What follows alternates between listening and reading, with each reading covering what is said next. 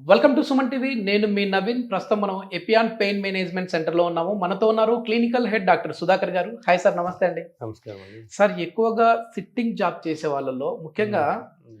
IT ఎంప్లాయీస్‌లో చూస్తా ఉంటాము. Bank ఎంప్లాయీస్‌లో చూస్తా ఉంటాము.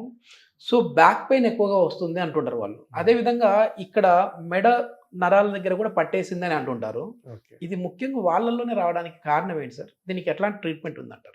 సో, బ్యాక్ పెయిన్ అసలు ఫస్ట్ ఆఫ్ ఆల్ మన బ్యాక్‌ని చూసుకున్నట్టయితే మనకి వెన్నుపూసల మధ్యలో డిస్క్ ఉంటాయి. అంటే మనకి వెన్నుపూస అంటే వర్టిబ్రల్ బాడీ మీద డిస్క్ ఉంటది. ఓకే. సో, మనం చూసినట్టయితే ఇవి మెడకి సంబంధించిన వెన్నుపూసలు, మధ్యలో ఛాతీకి సంబంధించినవి, కింద lower back or lumbar. Okay. So, జనరల్‌గా మనకి మూవ్‌మెంట్ ఎక్కువ ఉండేది మెడకి సంబంధించింది లోవర్ బ్యాక్‌లో. యెస్. సో, అయితే ఎప్పుడైతే మనము ప్రాపర్ ఎర్గోనామిక్స్ మెయింటైన్ చేయమో, సో మీరు ఇంతకు ముందు అన్నట్టు బ్యాంక్ ఎంప్లాయీస్ కానీ IT సాఫ్ట్వేర్ ఎంప్లాయీస్. కానీ వాళ్ళ సిస్టమ్ వర్క్ చాలా ఉంటుంది. సో సిస్టమ్ వర్క్ ఉన్నప్పుడు వాళ్ళు సరిగ్గా ప్రాపర్ ఎర్గోనామిక్స్ మెయింటైన్ చేయకుండా, అంటే ఎక్కువ కిందికి వంగినా ఆర్ ఇంప్రాపర్ మరి పొజిషన్లో పైకి. కూర్చొని సిస్టమ్ వర్క్ చాలాసేపు చేస్తున్నారు అనుకోండి, దీని మీద ఈ డిస్కుల మీద కొద్దిగా ప్రెషర్ ఎక్కువ పడుతుంది. So okay. ఆ అబ్నార్మల్ పొజిషన్లో డిస్కుల మీద ఎక్కువ ప్రెషర్ పడ్డప్పుడు ఆ డిస్కులు వెనకకి జారటం కానీ,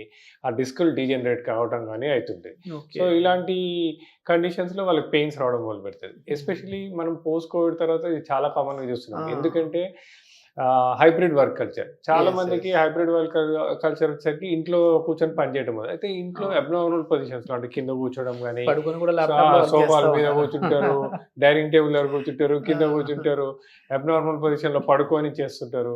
సో ఇలా చేస్తుండడం వల్ల అది కూడా ఎస్పెషలీ ఇంకోటి ఇవాళ రేపు మొబైల్స్ అవును. 2 మొబైల్‌ని కూడా ఇంప్రాపర్ పొజిషన్‌లో చూడటము. So okay. రెండిటి రీజన్స్ వల్ల ఏమైపోతుందంటే ఈ డిస్కుల మీద ఎక్కువ ప్రెషర్ పడటము, ఆ డిస్కులు డీజనరేట్ అవ్వడము, తర్వాత డిస్క్ అప్పుడప్పుడు వెనక్కి జారటం వల్ల ఈ నొప్పులు రావడము. So okay.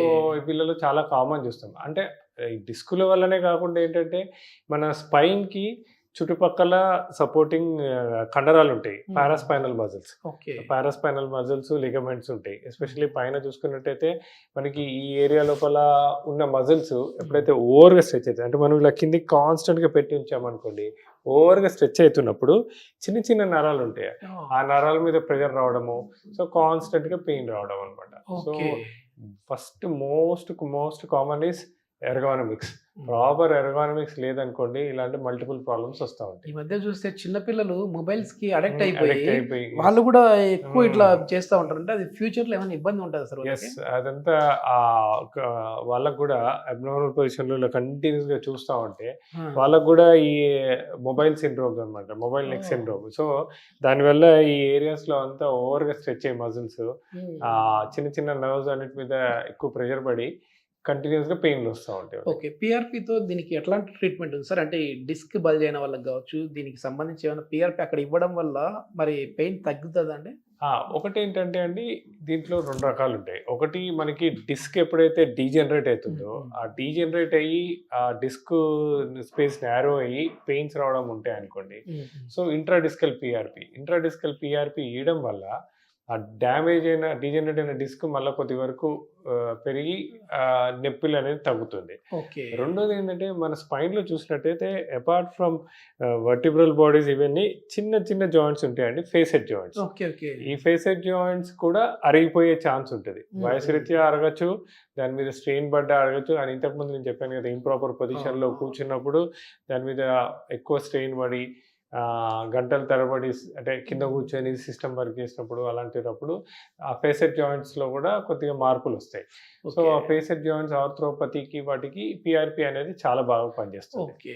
అండ్ కానీ అపార్ట్ ఫ్రమ్ పీఆర్‌పీ మనం ఎప్పుడైతే disc prolapse or disc bulge వల్ల ఈ బయటకొచ్చే నరాల మీద ప్రెషర్ ఉందనుకోండి, వాటికి మేము ఆపరేషన్ థియేటర్‌లో ఆపరేషన్ చేయము. టార్గెటెడ్ నర్వ్ రూట్ బ్లాక్స్ అని ఇస్తాం. ఆ ఆ! నర్వ్ రూట్ బ్లాక్స్ వల్ల కూడా చాలా బాగా పెయిన్ రిలీఫ్ అనేది ఓకే. వస్తుంది. ఎక్కువ మందిలో మనం ఈ L3, L4, L5 అనేది హ్మ్. ఎక్కువ వింటా ఉంటాము. వింటాము. సో, నార్మల్ కామన్ ఆడియన్‌కి కూడా అర్థం అవ్వాలంటే అసలు ఈ L3, L4, L5 పెయిన్ హ్మ్. అంటే ఏంటి? ఎక్కడ స్టార్ట్ అవుతుంది సార్ అది? సో ఇప్పుడు మనకి ఈ స్పైన్ చూసుకున్నట్టయితే 33 వర్టిబ్రే ఉంటాయండి. దాంట్లో లోవర్ బ్యాక్‌లో మనకి 5 వర్టిబ్రా ఉంటాయి. వాటిని మనము L1, L2, L3, L4, L5 అంటాం. పైన మెడ భాగంలో 7 ఉంటే అవి సర్వైకల్ అనమాట. సి అంటాం. మధ్యలో డార్సమ్. సో, ఈ L1, L2, L3, L4, L5 vertebra ఈ మధ్యలో ఉన్న డిస్క్ ఎప్పుడైతే అంటే నేను ఇంతకుముందు చెప్పినట్టు ఈ ఏరియాలో మూవ్‌మెంట్ అనేది ఎక్కువ ఉంటుంది. సో, మనము కూర్చున్నప్పుడు మన ప్రెషర్ అంతా ఈ L3, L4, L5 డిస్కుల మీద బాగా పడుతుంది.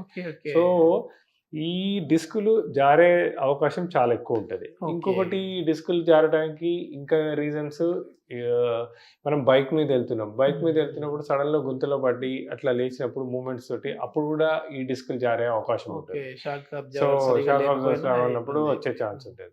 సో, ఏ కారణం చేత సడన్‌లో హెవీ వెయిట్స్ ఇంట్లో ఫంక్షన్ ఉందని చెప్పేసి ఒక సిలిండర్ ఎత్తడమో, లేకపోతే ఒక 20 లీటర్స్ వాటర్ క్యాన్ ఎత్తేస్తాము, లేకపోతే ఒక బస్తా ఎత్తేస్తాము. సో, సరిగ్గా మనము అంటే దానికి ప్రొటెక్షన్ లేకుండా, వార్మప్ లేకుండా సడన్‌లో ఇలా అబ్నార్మల్ పొజిషన్ చేయంగానే ఈ డిస్క్ వెనక్కి జారడము. ఈ డిస్కులు జారినప్పుడు అక్కడ ఎగ్జిటింగ్ నర్వ్ రూట్స్ మీద ప్రెషర్ రావడము. ఆ ప్రెషర్ వచ్చినప్పుడు ఆ నరాలు ఎక్కడి వరకు సప్లై ఉంటుందో అక్కడంతా పెయిన్ వస్తుంటది. దాన్నే మనము కామన్ టర్మినల్‌లో షియాటికా అంటుంటాం. సో, షియాటికా అంటే నడుములో మొదలైన నొప్పి అది వెనక భాగం ద్వారా కాలు వరకు పాకుతా ఉంటుంది. దాన్నే మనం షియాటికా అంటాం. ఇది చాలా కామన్‌గా చూస్తుంటాం మనం. ఈ షియాటికా పెయిన్ ఉన్న వాళ్ళకి కూడా పీఆర్పీ చేయొచ్చండి?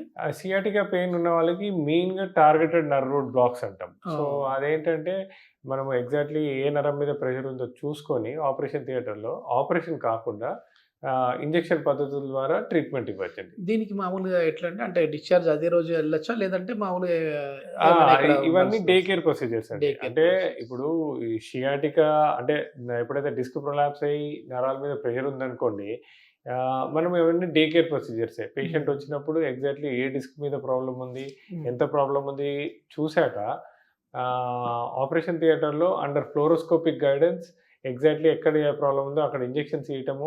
అది ఒక half an hour to 45 minutes procedure. తర్వాత హాఫ్ అన్ అవర్ రెస్ట్ మళ్ళా వెళ్ళిపోవచ్చండి.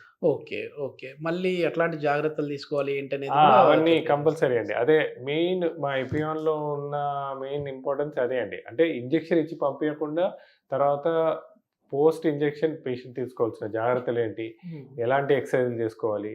ఎలా ప్రాబ్లమ్ ఉన్న సైట్‌ని ఎట్లా కాపాడుకోవాలి? ఏమేమి యాక్టివిటీస్ తగ్గించుకోవాలి?